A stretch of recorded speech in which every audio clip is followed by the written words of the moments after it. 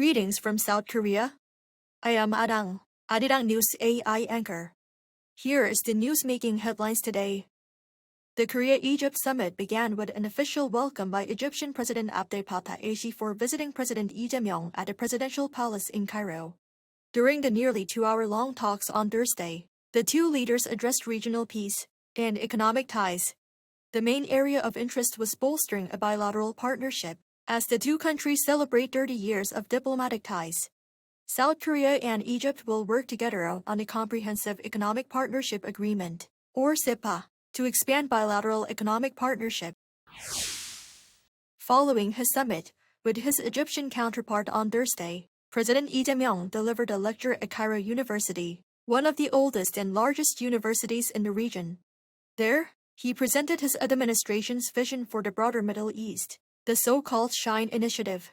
S stands for stability, H for harmony, I for innovation, N for network, and E for education. President Lee concluded his nearly 20-minute speech by calling on the young audience to play a leading role in making the SHINE initiative truly shine in real life. South Korea confirmed that this month's trilateral culture ministers meeting with Japan and China has been postponed. This comes as Beijing intensifies pressure on Tokyo over Prime Minister Sanae Takaichi's remarks, suggesting that a Taiwan contingency could allow Japan to exercise collective self-defense. Beijing notified Seoul on Tuesday that the trilateral meeting, scheduled for next Monday in Macau, would be postponed. It did not provide an official reason. But, separately, the Chinese Foreign Ministry has expressed strong discontent linked to Takaichi's comments. The annual meeting has been held since 2007 to support cultural exchange among the three countries, with government-to-government exchanges showing strain. Observers say continued tensions could delay Japan's push to host the next trilateral leaders summit. South Korea held its own memorial ceremony on Friday to honor Korean victims who were forced to work at the Sado Mines. The ceremony was held at a hotel on Sado Island in Japan's Niigata Prefecture, with 11 members from 7 Korean victims' families and a South Korean ambassador to Japan in attendance. Japan had pledged to hold an annual memorial event when the Sado Mines were inscribed as a UNESCO World Heritage Site in 2024.